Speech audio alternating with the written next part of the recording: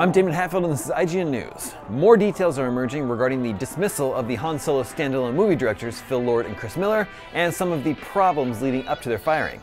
That includes the earlier firing of an editor on the film and a late-in-the-game hiring of an acting coach for Alden Ehrenreich, who stars as the legendary rogue, scoundrel, and smuggler. According to The Hollywood Reporter, matters had already reached a boiling point on a day in mid-June when Lord and Miller, on the cockpit set of the Millennium Falcon, didn't start shooting until 1 p.m. And once they did, they only achieved 3 different camera setups, whereas Lucasfilm president Kathleen Kennedy had expected 12 to 15 setups, according to sources. Essentially, Lucasfilm felt that the directors were moving slowly and not offering a ton of coverage for editing.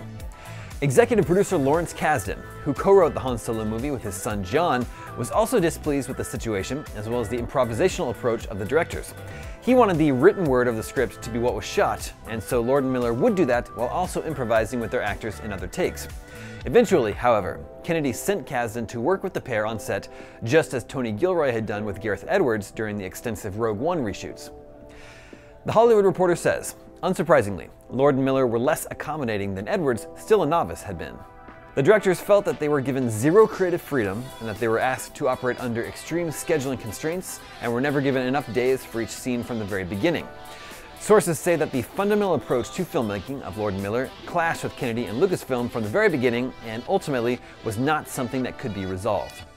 In May, Lucasfilm replaced editor Chris Dickens, who had edited Macbeth, with Oscar winner Pietro Scalia, editor of The Martian.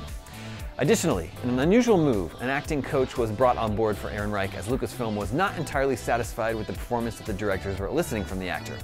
Hiring an acting coach that late in the production is a bit odd.